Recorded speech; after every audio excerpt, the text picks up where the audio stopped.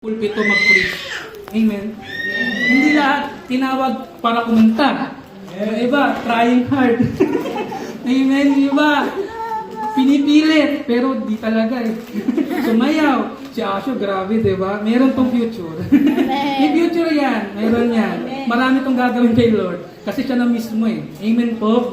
Kaya, karapat-dapat ba natin ibigay kay Lord yung talent? Amen! Kung alam mo saan ka magaling, kung saan ka talaga, alam mong may talent ka ganito, share your talent to serve others.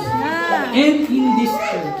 Amen. Kaya sabi dito, karapat-dapat natin gamitin, ibigay sa Kanya. Kaya ipagamit mo na yan. Kaya sabi mo sa katabi mo, ipagamit mo na yan. Huwag mo itago.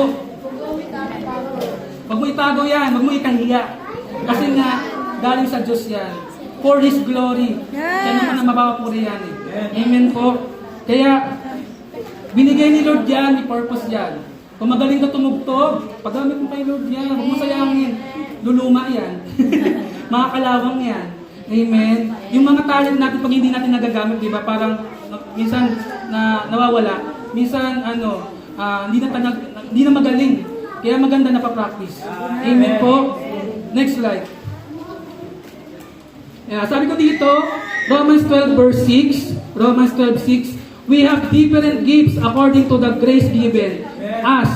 If one gift is prophecy, let him use it proportion to his faith. Ano pong ibig sabihin ko po dito? Amen. Na kung ikaw po ay ang heart mo ay gusto lagi na mag-share ng Word of God, mag-share ka ng Word of God. Amen. Kung ikaw ay magaling magluto, hindi magluto ka.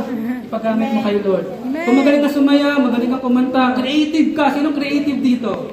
Yan, magaling mga drawing, mga designs.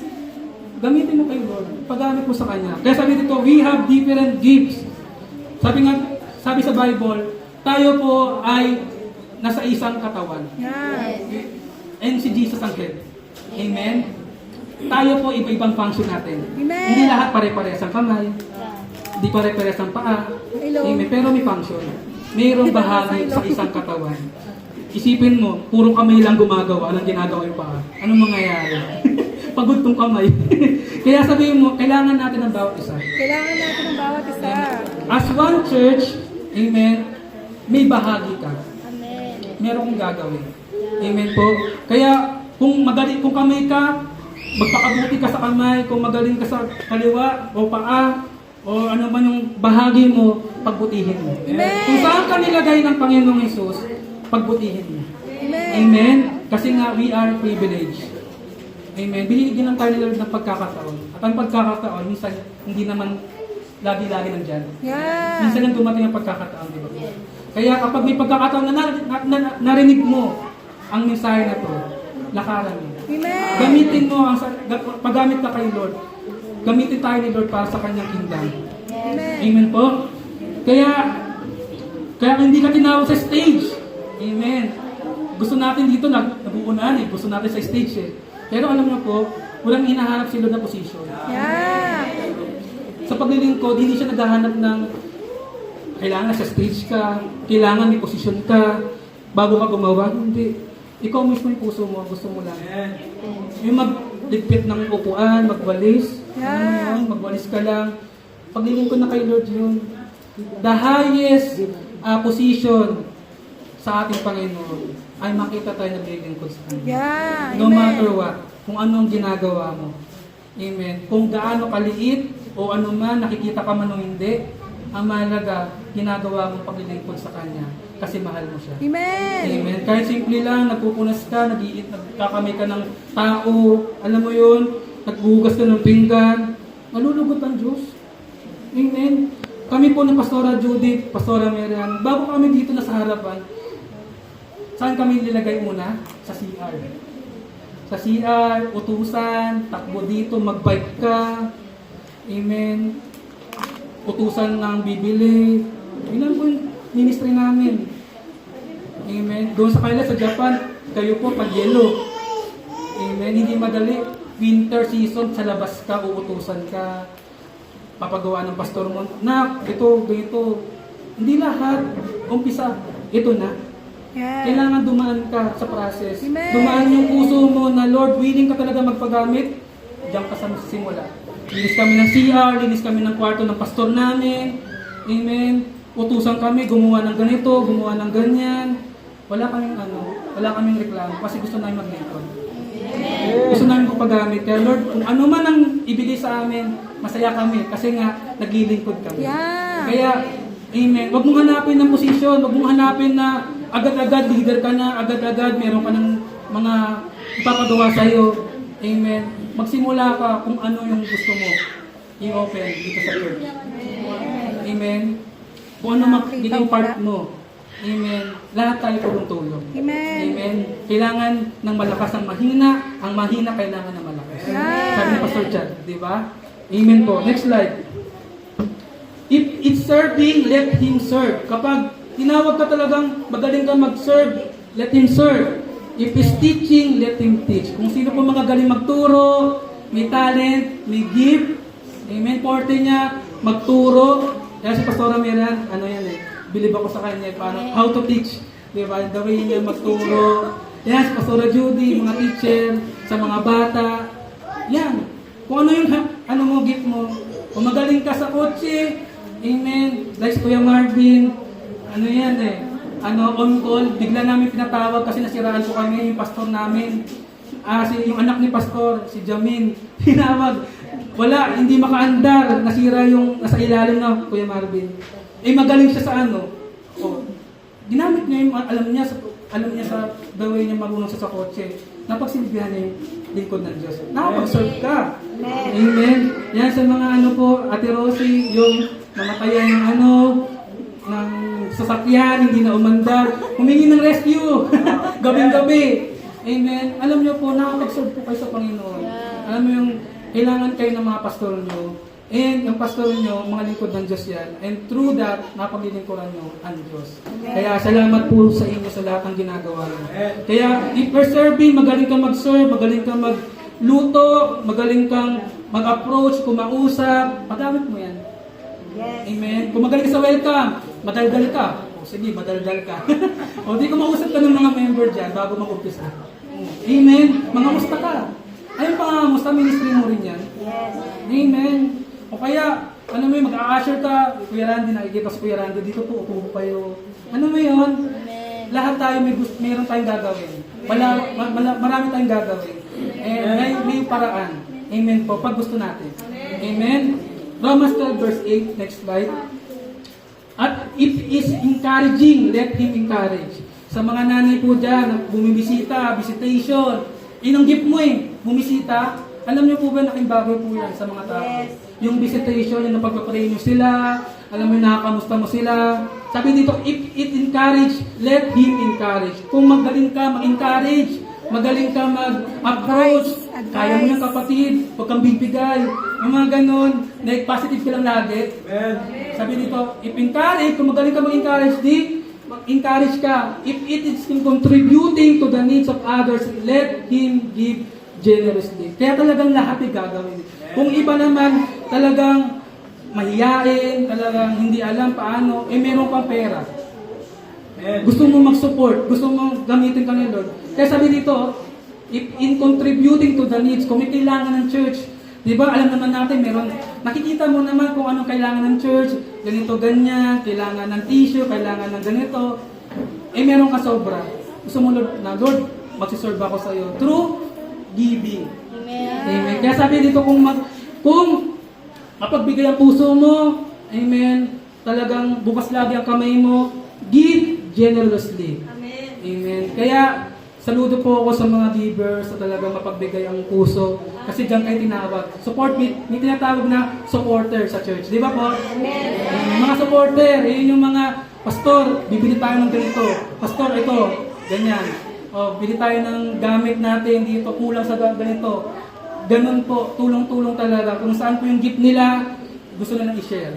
Sabi dito, if it's leadership, kung magaling ka mag-lead, magaling ka mamuno, let him govern diligently. If showing mercy, maawain ka, let him do it cheerfully. Amen po. Kaya, sabihin mo, wala kang pwede madadahilan. Sabi Lahat to, binigkas ni Lord. Kung magaling ka, magsalita, magaling ka sumayaw, magaling ka kumanta, magaling ka tumambling. Amen. Magaling ka mag-create ng mga pagkain na masarap mula sa gulay. Amen. Kaya mong baliktarin na masarap. Amen. Ayun. Ang natuwa, ang mga tao, na-bless mo sila. Amen po. Kaya wala sa posisyon kung saan ka nilagay ng Diyos, nasa posisyon ng puso mo. Ulitin ko ulit, wala sa posisyon kung saan ka nilagay ng Diyos, nasa posisyon ng puso mo. Amen. Na willing ka maglingkod sa Kanya. Hindi yan naghihintay ka ng uutusan ka pa. Ba't ka na una? Amen. Hindi ka naghihintay na sasabihan ka pa. Ikaw na mismo may puso. Kasi nakaposisyon na eh. Ready na yan. Naka-ready na yung puso mo. Amen. Kaya anytime automatic, Pastor, ready lang ako. Anong papagawa mo? Kasi nga, wala sa posisyon. Nasa posisyon ng puso. Amen. Amen po. Kaya kung gusto mo maglingkod, alam mo araw-araw, mabuti ang Diyos sa'yo, may ginawa siya sa'yo. Amen. Karapat-dapat din yung paglilingkod natin sa Kanya. If you want to prove na mahal mo ang Diyos, gagawin mo ang lahat. Pag mahal mo anak mo, gagawin mo lahat, di ba po? Kung alam natin ginawa ni Jesus, binigay niya ang buhay niya sa atin. Na tayo po, alam natin, pasaway tayo dati. Hindi pa natin kilala si Jesus, pero minahal niya tayo. Amen. Ganun din po. Kung minahal tayo ni Lord, karapat-dapat din na suklihan natin. Lalo yung pagmamahal niya sa atin. Amen. So, bibigyan ako ng 3 points na makapag-serve tayo na ito ang gagawin natin. Gusto niyo po malaman? 3 points na ito, magkakaroon kayo ng ng perception. How can I serve? Amen. Amen. Hindi man sa church, kundi sa labas. Amen po. Next slide. Ayan. Serving God means serve the people. Anong culture natin? We honor God, we love people, and we are family. Kaya serving God means serve the people. Sabi po sa Bible, sa verse na Matthew 25, verse 35 to 36, For I was hungry. Sabi, basahin po natin, sige nga po. Sabay-sabay. 1, 2, 3, go. Maliit, sorry. For I was hungry and you gave me food. I was thirsty and you gave me drink. Stranger and you welcomed me. Naked and clothed me. Ill and you cared for me. In prison and you visited me. Pasensya na po, maliit ah. Amen. Pero nakikita naman na, sa Matthew 25 verse 35 to 36 yan, sabi dito, For I was hungry, you give me food. Amen. I was thirsty, you give me drink. Yeah. For I was stranger, you welcome me in your home. And nung ako'y hubad, binihisan mo ako. And you cared me for me in prison, you visit me. Ano po yun? Si Lord ba nakulong ba? Si Lord ba nagutom? Sabi pa niya sinabi yun. Nahubaran ba si Lord at di natin hindi siya nagkaroon ng damit? Amen. Nagkaroon ba siya, stranger ba siya, at hindi siya napapatuloy?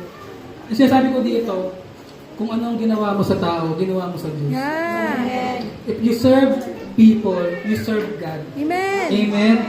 Kaya dito sa JTG Tagaytay, in this church, lagi namin sinasabi, we love people.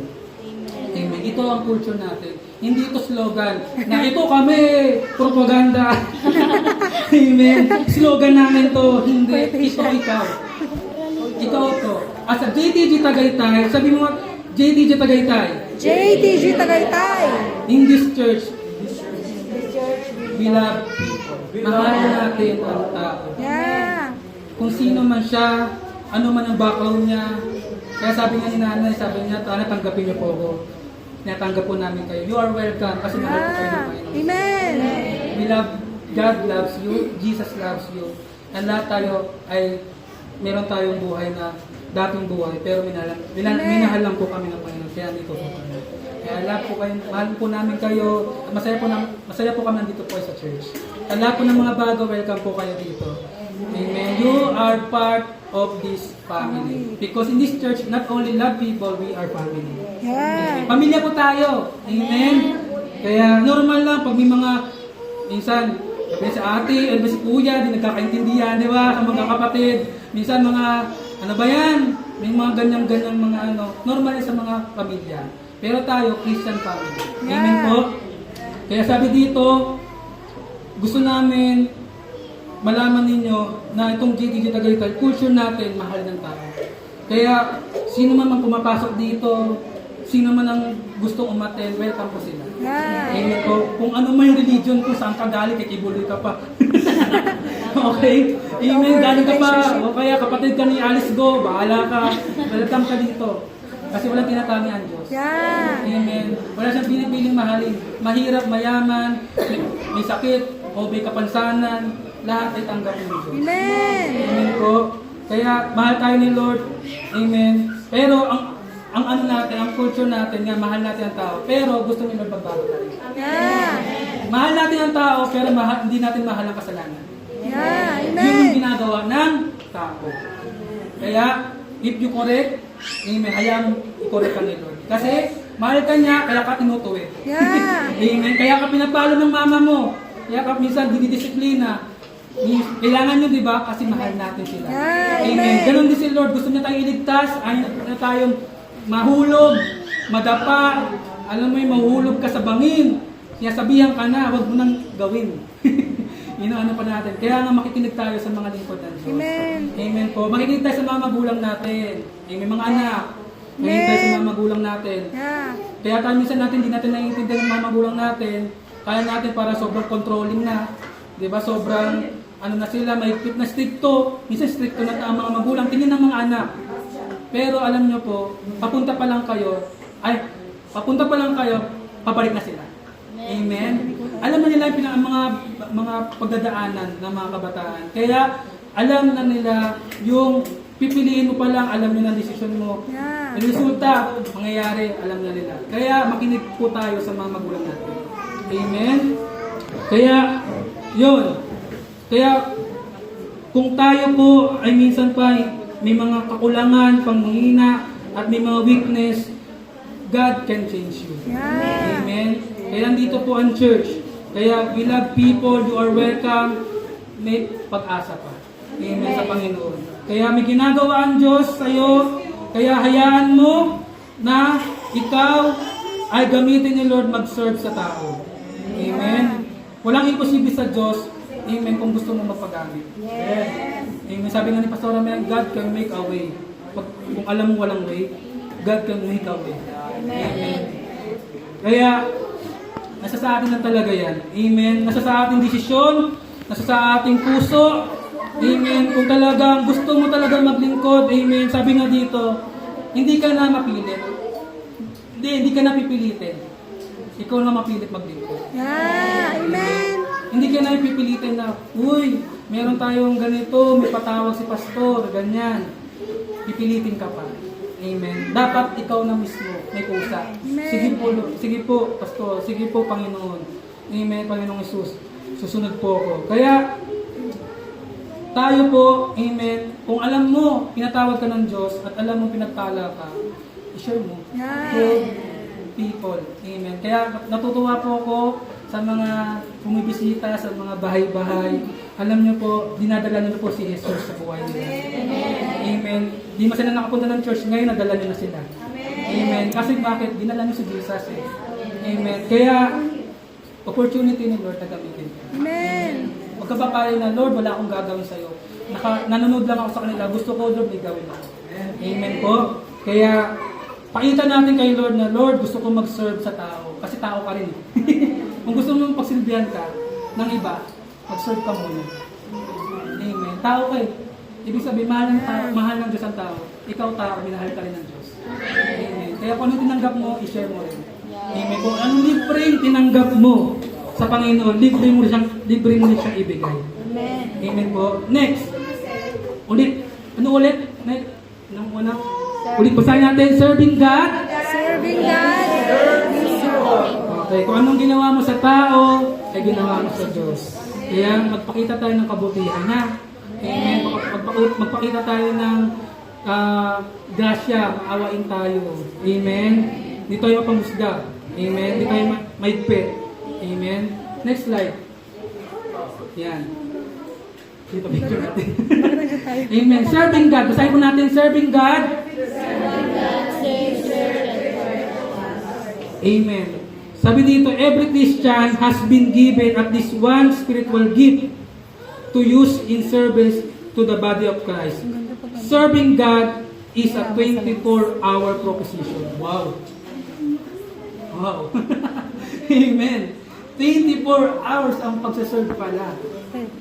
If you want to serve sa Panginoon. Sabi dito, God give every Christian ay binigyan ni Lord na spiritual gift.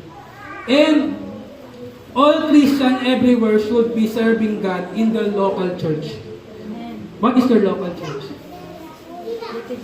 JTG Tagaytay. Amen. Sino po dito nakapunta na ng convention? Di ba nakita natin maraming simbahan, mga outreach ng JTG. Di ba po? Sobrang dami.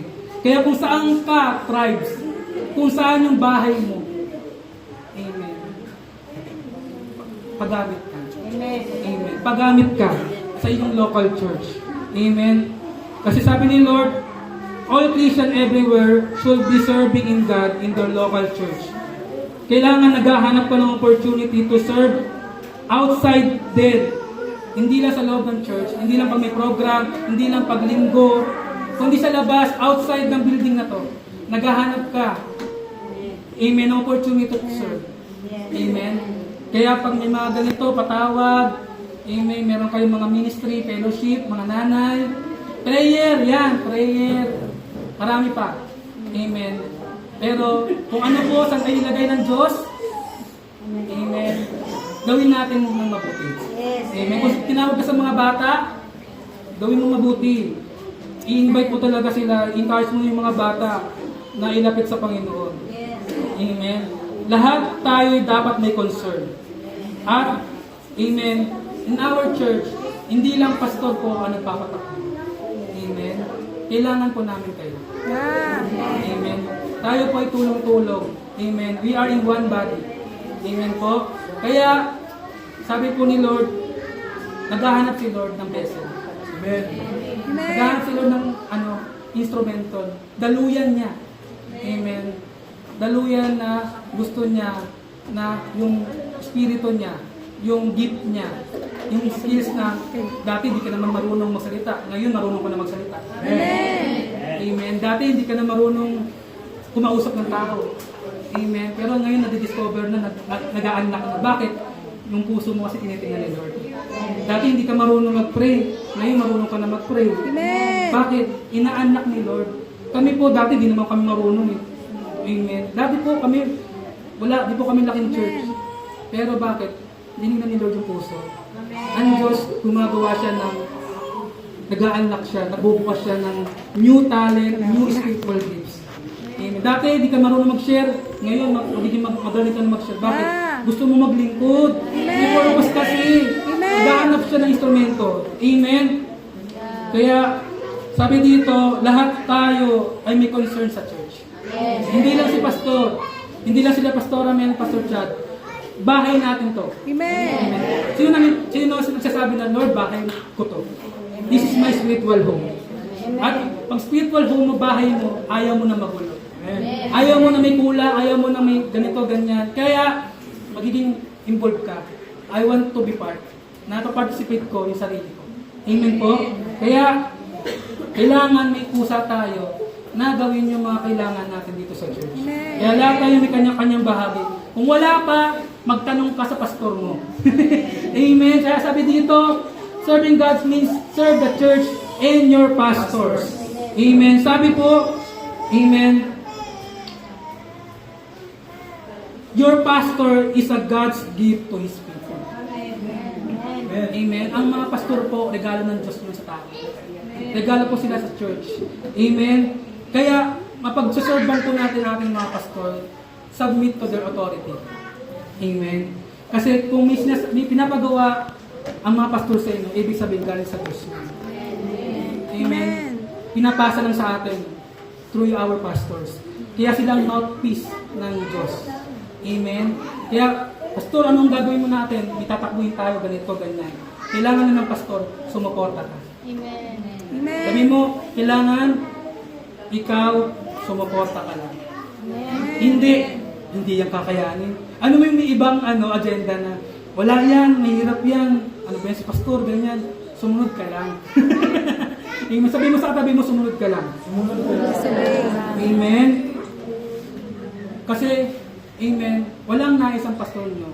Amen. Kundi makita kayo naglilingkod. Amen. Sumasagana. To grow. Yeah. Amen. Ginagamit kay Lord. Amen. At gumaganda ang buhay nyo. Gusto namin ang pastor nyo. Alam nyo, yung buhay nyo, yung dating wala, ngayon, iba na. Amen. Yun ang makikita, ang gusto namin makita sa inyo na dating malungkutin, ngayon masayahin nyo. Amen. Yeah. Dating laging wala, pero meron. Amen. Amen po. Kaya, walang ibang galangin ng mga pastor nyo. Lagi kami talaga na, Lord, dinutulong namin na yung buhay natin, amen, ipasaganahin ni Lord. Pero meron tayong part. Amen po. Kaya, gawin natin yung part natin. Amen? Ang ating mga pastor ay walang nais kundi yung ikalalago at ikagaganda ng bawat isa. Lalo sa ating church. Kaya kung may gifts ka, huwag mo ikahiya, ipagamit mo sa Panginoon. It is such a blessing to be part of the church. That loves Jesus at ang heart mo lang ay mag-serve. Amen? Sobrang blessed. Na isang blessing na maging part ka. Na part ka na may ginagawa at manggagawa ka ng iglesia. Amen. Hindi lahat. Amen. Hindi lahat. Kaya may mag-response dito at mayroong hindi. Pero ikaw mag-response ka. Amen. Kasi kinakausap ka ng Diyos. Amen. Kaya sabi dito, obey your spiritual leaders. Sino yung spiritual leaders ko? Ibig sabihin mga pastors. Amen. Because sabi dito sa 1 Thessalonians, hindi ko na lang sabi dito, sila daw ay nag-aalaga sa inyo. Amen. They work to watch over your souls. And they are accountable to God. Yeah. Mananagutan namin kayo. Amen. Kung ano ba mangyari sa inyo, hindi namin nasabi yung katotohanan, mananagot kami sa Diyos. Amen. We have accountable sa Panginoon. Kaya kung minsan masakit marinig, kailangan marinig. Kasi yun ang nais ng Diyos sa atin. Yeah. Magbago tayo. Amen? Yes. Kaya sabi dito, give them reason to do with joy and not with sorrow. That will certainly not to be your benefits. Yes. Wow. Amen. Amen. Sabi dito, bigyan mo ng dahilan para lalong sumaya yung mga naglilingkod na pastor sa inyo. Amen. Sabi dito sa Hebrews yun. Hebrews 13:7. I think. Basahin natin para sa kasi pag tahimik na English, hindi maintindihan. Kaya Tagalog tayo. Amen. Pag English tahimik, matik yan. Sabi dito,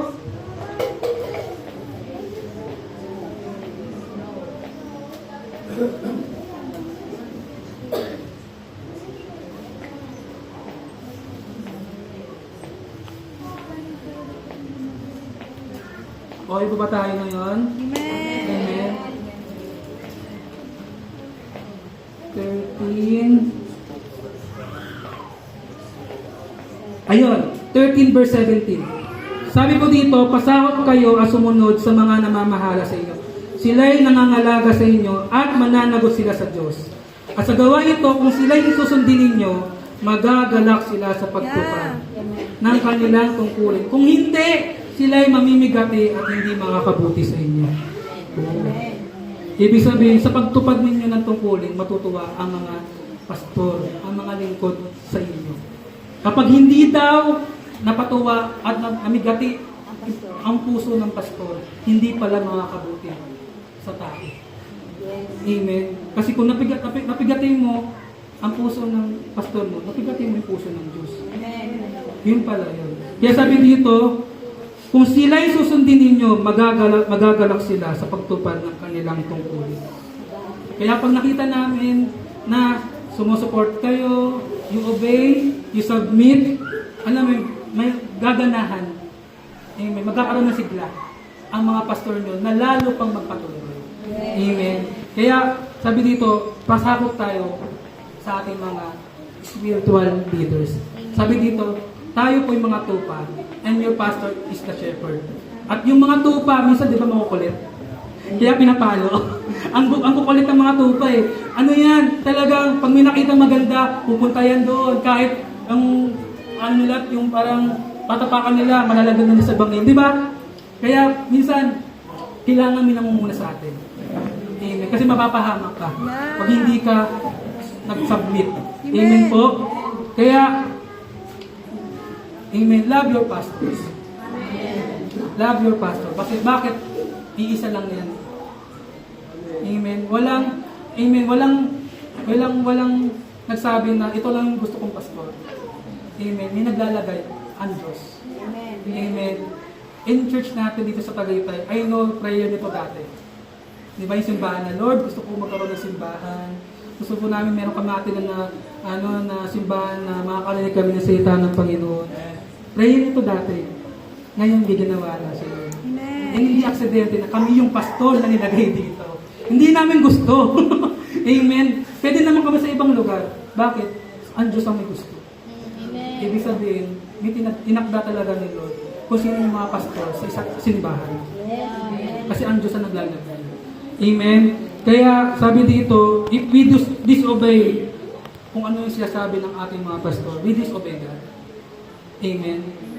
Kaya, amen, kami po, mahal namin mga pastor namin. Pastora Men, Pastora Melan, Pastor Chad, mahal namin ang mga pastor namin. Gagawin namin lahat para talaga mapag-serve namin sila. Amen. Even, sabi dito, 24 proposition. Wala kang walang oras. Kailangan ready ka lang. Naalala ko dati, si Carly, alas 12 ng madaling araw. Ewan ko, nag-chat si Pastora Melan nun. Inansent niya lang. Humihingi ng help. Sabi niya, si Pastor Brian, madaling araw, bigahe ako, babalik ako kasi si Carly nasa ospital at kailangan na magbabantay. Amen. Alas 12 na madaling araw yon, matutulog na yung mga tao. Pero, sinabi ng pastor ko, I want to obey because I perceive my pastors. Amen. Kahit mahirap, kahit kailangan sa pagsaserve, you deny yourself. Kalimutan mo yung sarili mo. Kasi nga, may pinapagawa ang Diyos. Amen. Kaya, sunod ako, hindi ko alam, may sasakyan pa, may bus pa.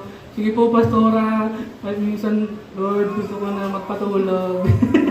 Amen. Walang pinipiling oras. Kaya ang mga pastor, pag sinabi, punta ka dito, punta ka ganyan, obey lang. Amen. Kasi merong reward. May blessing yan. May blessing ang mga pagsunod natin sa Panginoon. Kaya, wala kami sa kalagayan na ito kung wala po yung hindi kami sumunod sa mga pastors namin. Amen. Amen. Na talagang kahit anong ipagawa, sige lang po. Pastor, kaya si Pastor Amen, busy sa bahay. Pinapagawa ni Pastor Amen. Sila din dalawa. Walang sahod yun. Pero they serve. Amen po. Kaya, if you want, talaga, amen, you perceive your pastor, mahal mo yung pastor mo. Amen. You will support. Amen po. Kasi iisa lang ang pastor natin. Amen. Pag kami nagkasakit, ano mangyayari? Amen. Ayaw namin mangyari. Kaya kailangan namin mabugbog kami, kaya kailangan namin kayo. Kasi nga, iisa lang ang pastor. Tao lang po kami. Amen. Kaya, kapag halimbawa, alam mo yung kamusta? Yung kamusta lang sa amin, masaya na po kami doon. Pastor, kamusta po kayo? Alam niyo po, masaya na po kami doon para napakawala lang kami na kaya mo yan. May mga ka. May mga tao ka nakatingin sa'yo. Amen. Kaya pag may nangangamusta po sa amin, na-appreciate po namin po yun. Amen. Kapag makikita namin po kayo na talagang yung iba po dito, talagang hindi kami pinakabayan. Hindi kami ginugutom. Amen. Salamat po sa inyo kasi kung ginawa niyo po sa amin. Lahat ng mga masaya po kami kasi meron po kami mga members sa JTG Tagaytay na lahat, mahal niyo po kami. Amen. Mahal niyo po ang mga pastors niyo. And mahal na mahal po namin kayo. Kaya po kami naglilingkod sa inyo kasi mahal po namin ang Diyos. Kaya nandito po kami. Kaya sabi dito, ayan, obey your leaders. Balik tayo sa Kaya, amen. Kaya miss na tayo na Pastora Melan. Amen. Pastor Chad. Kaya, amen. Kapag nandito sila, amen, kausapin nyo, amen, di ba? Lagi nyo silang kamustahin, amen. Because, amen, ang pastors din ay naghahanap din. Amen. Na pwedeng mapagsabihan, mapag-openan. Amen. Kala nyo yung pastor lagi malakas. Amen. Kung alam nyo lang. Pero hindi namin pinapakita. Kasi gusto namin makita nyo kami na maging inspirasyon sa inyo na kahit anong mangyari, tuloy lang. Amen po. Next slide. Sabi dito sa Jeremiah 3 verse 15, "And I will give you a pastor according to my heart, which shall feed you with knowledge and understanding." Ang pastor ay galing sa puso ng Diyos. Amen. Amen. Sabi dito sa Jeremiah 3 verse 15. Kaya, amen, napahad tayo may pastor tayo. Kasi may ibang church nanghihiram ng pastor. Yung iba nga impostor na lang. Laging nahuli. Kaunti na lang yung totoong pastor. Mapahad ka pang may totoong pastor. Kundi walang ibang dahilan, walang ibang agenda, kundi maglingkod. At patuloy na maglingkod kasama kayo. Amen po. Kasi gusto po namin kung ano po ang ating pagpapala na lahat. Amen po. Kaya sabi mo, love your pastors. Mahal mo yung pastors. Amen. Kaya, love you po. Amen. Kasi po, kayo po ay regalo din sa amin. Amen. Kaya nandito po kami malakas kasi po, andyan po kayo.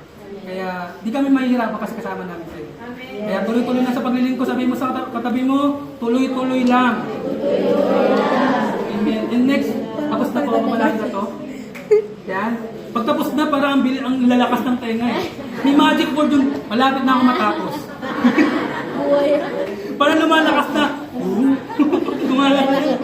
Para may magic word talaga yung patapos na, no? Malakas na yung ano eh.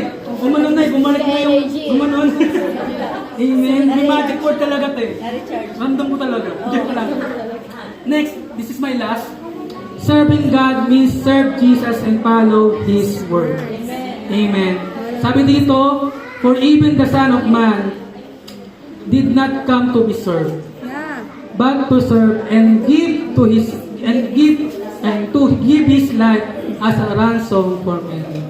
Even Jesus, our Lord, our Panginoon at tagapagligtas.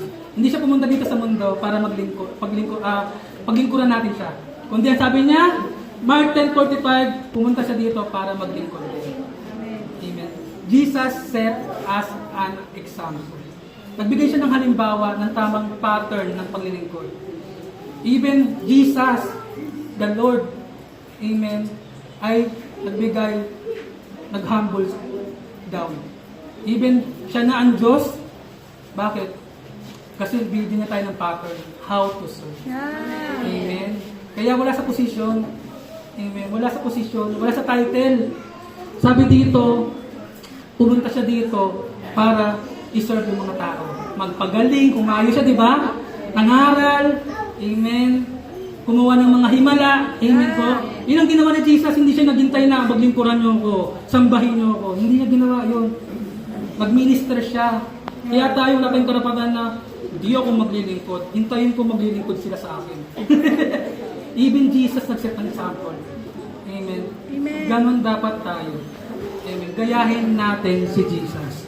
Amen. Gayahin natin ang halimbawa na pinakita ni Jesus. I-set as example paano mag-serve. Amen. Dahil sa pagsunod sa Ama. Kaya hindi madali mag-serve. Amen. Kung iisipin yung katayuan mo, yung sarili mo, kailangan ako lang. Amen po. Kaya hindi madali mag-serve. Kaya, you must willing to be humble. Hindi mo na iisipin yung sarili mo. Handa ka magtiis, minsan mamasamain ka pa ng tao.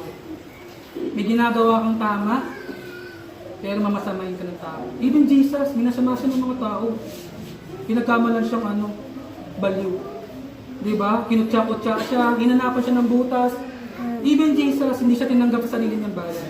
Kaya kung naglilingkod ka, may naririnig kang hindi maganda, you in the right path.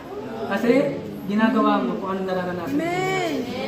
Kung nararanasan mo, masakit, minsan mahirap, minsan umiiyak ka, okay lang yan. Minsan napapagod ka, naranasan ni Jesus din yan. Amen. Kaya hindi madaling mag-serve. Masarap mapag-serve. Masarap mag-serve, but ikaw yung i-serve. Amen. Kaya, kailangan handa ka magtiis. Handa ka mag-sacrifice. Yeah. Minsan may pagsubok.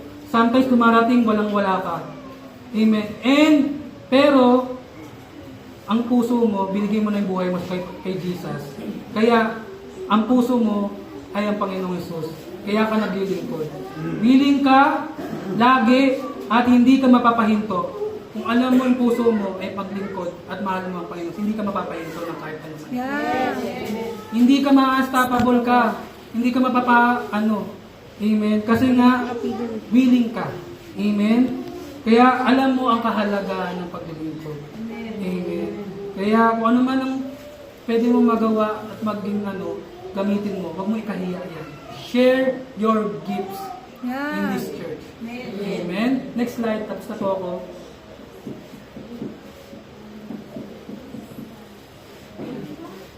Amen.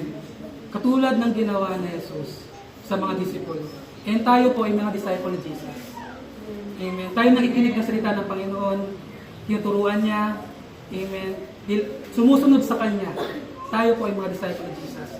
Amen. And Jesus washed the feet of the disciple. Grabe yung niya. Paano siya mag-serve. Na kahit siya ay Panginoon, hinugasan niya ang paa ng mga disipulo. Amen. Handa ka ba? Hugasan yung paa ng papa. Ibig sabihin, kaya mo abutin sila. Amen. You want to reach out them. Amen.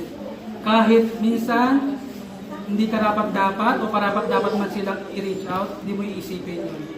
Kasi tayo, sila mga disciple, nahihiya sila, Panginoon, bakit mo hinuhugasan yung paa ko? Sabi niya, gusto ko linisin. I want to serve. Amen. Kaya, God set the example how to serve. Kahit siya yung Lord of the Lords, King of the Kings, He denied Himself. Bumaba siya. He take the place para maabot tayo. Kaya mas nagkatawang tao para maabot ka niya. Kasi hindi tayo maabot ng Diyos kasi Diyos siya. Kaya nang ginawa niya, nagpakumbaba siya. Naging kapantay siya ng tao. Amen? Kaya, iuhuli mo na ang sarili mo para makasunod sa Diyos. Sabi sa Philippians 2 verse 6, and this is my last verse. Philippians 2 verse 6. Naiintindihan niyo po ba? Amen. Handa na po ba tayo maglingkod? Amen. Amen. Gamitin ka ni Lord. Sabi dito, 2 verse 6, kahit taglay niya ang kalikasan ng Diyos, hindi niya pinagpilitang manatiling kapantay ng Diyos. Sa halip, pusa niyang binitawan ang pagiging kapantay ng Diyos at namuhay ng isang alipin. Ipinanganak siya bilang tao at nang siya'y maging tao, nagpakumbaba siya at naging masunurin hanggang kamatayan. Maging ito man ay kamatayan sa krus. Amen. Kaya, amen, huwag tayong matakot. Amen. Kasi si Jesus, binigyan niya tayo ng example. Amen. At gusto niya tayo makita na naglilingkod sa Kanya. Kaya, sa oras na ito, amen, God calls you. Tapos na po ako. Tayo po tumayo. Amen.